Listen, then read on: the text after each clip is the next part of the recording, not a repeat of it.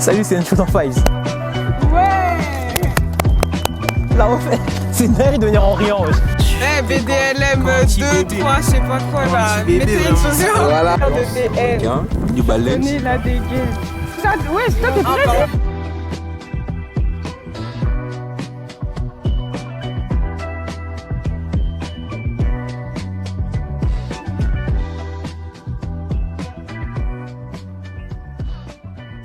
Comment je pourrais me présenter en vrai? Bah, Encho, je fais de la musique depuis 1 an. J'ai un cousin à moi qui faisait de la musique, il fait des sons dans sa voiture, tout ça. Et moi, je suis là, je fais que les bacs. En mode, il fait des top lines et tout. Moi, je suis là, je fais des ah et tout. Mais genre, je kiffe trop faire ça. Genre, je suis là, je fais des voix derrière et tout. Vraiment, c'est moi, je lui disais, viens, on va dans la caisse, on fait de la musique, tout ça. Mais moi, je fais pas de musique. Cours de chant, je fais grave des voix plus que les autres. En mode, tout le monde chante, moi, je fais ah et tout. Genre, je crie. Et un jour, il me dit, mais toi, tu veux grave faire de la musique? Bah, vas-y, écris un truc et tout. Au début, je suis pas fort de ouf, j'avoue. Carrément, des fois, mes potes, ils montent des snaps d'avant, j'ai grave la haine. Je fais de la musique, mais c'est un délire. En mode, je ramène une pote chez moi, je mets des prods à la télé, on chante, on fait des trucs bizarres et tout, mais on s'amuse, on rigole. Vas-y, avec le temps, je fais des maquettes sur vos locaux. Un jour, un pote, il me dit, ouais, va sur BandLab. Je fais sur BandLab, et je fais 1 son, 2 sons, 3 sons jusqu'à maintenant. Aujourd'hui, je fais encore des sons sur BandLab. Ma sœur, elle était grave forte à la musique. Je faisais des polyphonies avec elle dans la cuisine. Genre on mettait Alicia Keys et genre on faisait 2 voix différentes. On écoutait Rihanna, Beyoncé parce que bah, on a beaucoup grandi avec ça. Genre quand je faisais des voyages avec mon père, il mettait ça dans la caisse. Genre à la base, moi je suis un chanteur. Et vas-y. Après j'ai fait du rap. Peut-être que je vais chanter après, on sait pas, tu vois. J'écoute de tout, tu pourrais être choqué. Hein. Tu sais que de base j'écoutais grave de l'électro. J'écoutais Martin Garrix, j'écoutais Tiesto, frère, j'écoutais des sons genre Firestone, je sais pas. J'étais abonné à une chaîne sur YouTube, elle s'appelait Spinner, un truc comme ça. Bref, gros, je kiffais grave de l'électro, frère. Oh, les sons à la géométrie d'âge, tout ça. En fait, moi, quand j'écoute des sons et que je produis de la musique, j'écoutais des prods pendant genre 4 heures, 5 heures. Ça me prend grave du temps d'écouter des prods et de trouver des top lines. Et des fois, je me dis, ouais, j'ai la flemme de faire du rap aujourd'hui. Du coup, je vais écouter des trucs genre je vais écouter des sons genre afro. Je vais mettre des Omalay type beat. Genre par exemple là, le son que j'ai sorti, je crois c'est du rap, mais c'est du rap un peu alternatif. Je crois j'ai sorti un son qui s'appelle Nove Uno. Et genre le son je crois c'est un Made in Paris type beat, tu vois. Dans ma tête le projet semble être idéal. J'ai plein de maquettes mais plusieurs idées. Au début, je fais de la musique et j'écris des textes. Mais c'est pas ma vie, hein, je te mens pas. Je suis en mode ouais, j'ai cassé une puce, j'ai vendu telle drogue à Ketama, non, je suis grave un menteur et tout. Et, et un jour, mon voisin qui me regarde, il me dit, mais frère, t'as cassé quelle puce toi? T'es grave un gentil garçon, qu'est-ce que tu racontes? Ça veut dire, rappe ta vie s'il te plaît. Genre mon père, je crois, il avait dit, ouais, t'as 18 ans, trouve un travail, je sais bien, maintenant je peux faire de l'argent de ça. Du coup, j'ai créé un son qui s'appelle Juicy Bougie, je raconte ma vie. Et je crois le son, mon voisin qui l'avait grave kiffé, il a dit, ouais, c'est ça, en mode raconte ta vie et tout, fais des trucs où tu parles de toi. Quand je parle de mes sons, c'est ma vie que je raconte. J'aime pas ce délire où je vais m'inventer un personnage parce que vas-y. Flemme que je sois dans la rue et on pense que je suis un mec qui grave me battre alors que je suis grave un mec pisse qui marche dans la ville et qui a des poteaux et qui rigole de ouf. J'aime trop toucher à tout. Un peu comme le mec là, JER là, qui veut grave faire ses montages et tout seul et tout. Ça veut dire, moi je suis en mode si je fais un clip, je veux que ce soit comme j'imagine dans ma tête. Un jour j'ai fait un clip, le rendu j'aimais bien. Mais je voulais que ce soit un peu plus poussé. Et Rozo, c'est un clipper de mon quartier. Il m'a fait un clip et j'ai voulu qu'il soit encore plus poussé. Du coup, j'ai mis le clip qu'il a fait dans mon CapCut. J'ai mis des effets et tout comme je voulais, tout ça comme un gros rageux en mode j'ai mis c'est comme ça que je veux faire et tout, comme ça j'ai mis mes paroles et tout. J'aime trop aller au bout de ce que je veux faire, quitte à le faire moi-même en gros. Je suis relou, hein, je te mens pas. En mode, par exemple, je crois quand j'ai fait le clip de Nove Uno, on était à l'arrêt de bus avec Maëlie et ma meilleure pote. En mode, j'arrêtais pas de parler, genre.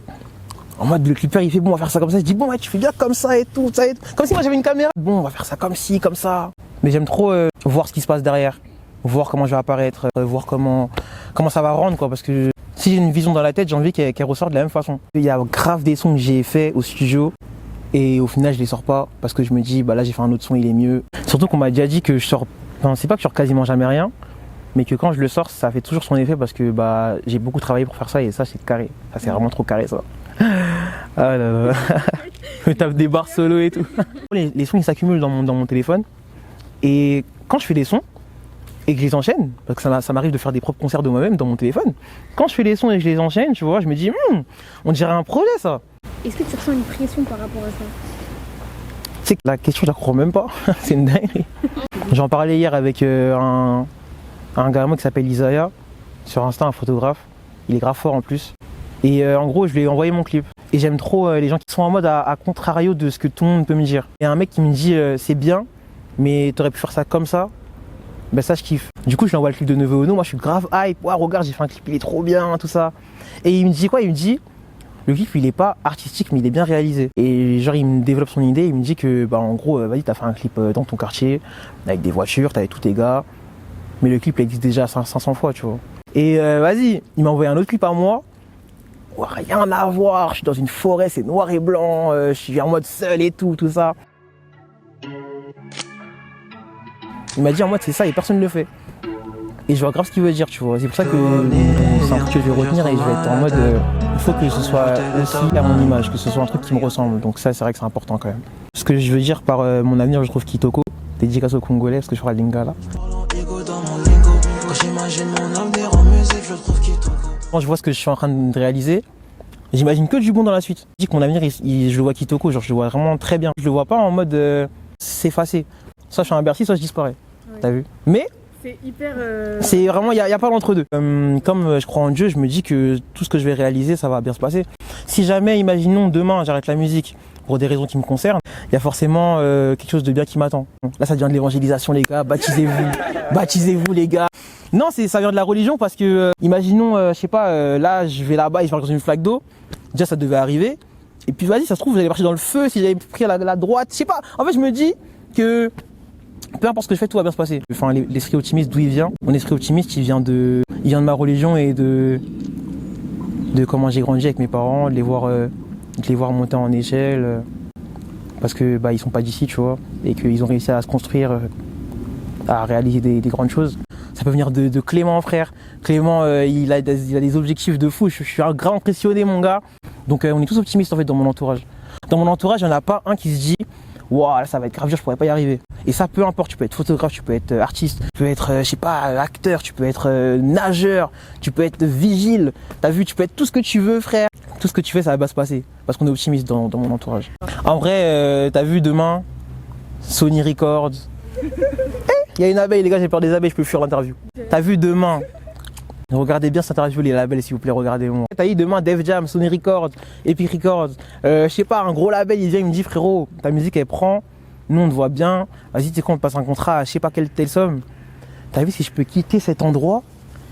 Au revoir, wesh, au revoir. Normal, comme tout le monde derrière cette caméra en vrai.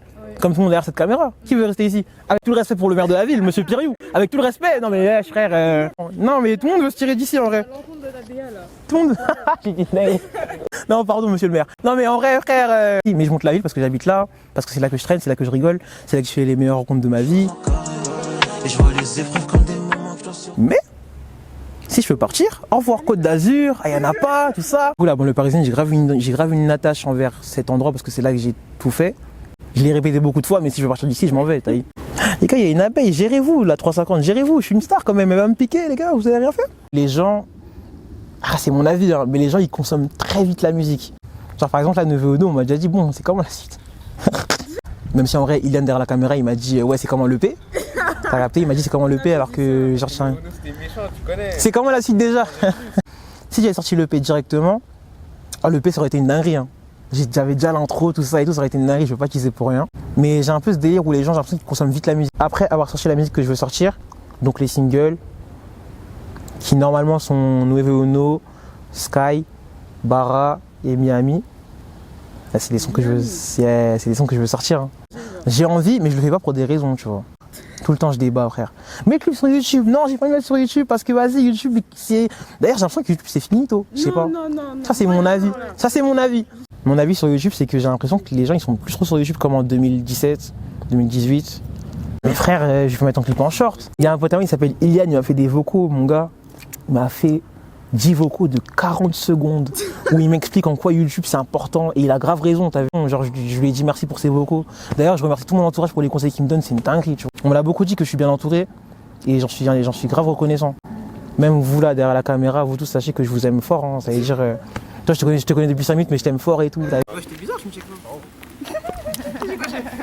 Je fais pour gérer les menaces que tu reçois. Je dors, je me réveille, hey, gros, sors un son, j'ai capté. Limite c'est moi l'artiste, mais c'est moi on m'agresse, t'as vu, c'est dingue. Normalement c'est moi, je dois montrer aux gens, hey, cherchez de la musique, regardez-moi. Là c'est les gens ils me regardent. Après, c'est pas plus mal, ça me dérange pas, tu vois. C'est une dinguerie, ça. Alors qu'à la base, j'avais peur de mettre des sons en story. C'est une dinguerie, mon évolution, parce que il y a encore un an, tu mets ma musique devant moi, je peux te dire, non, mais mets pas devant moi, flemme, oh là là, gêné, et celle qui pique et tout ça. Là, maintenant, je peux te dire, ouais, la musique que je fais, genre, c'est grave lourd. Tu peux même regarder le clip devant moi, je serai en mode, regarde, là, c'est lourd, je suis BG dedans, regarde ça et tout. Non, mais en vrai, l'interview, elle est trop courte. Moi, j'ai envie de parler aussi. En vrai, j'ai l'impression que, regardez. Fais sans la main, genre juste parle. Na sheri na kana na shena, ana tena mare.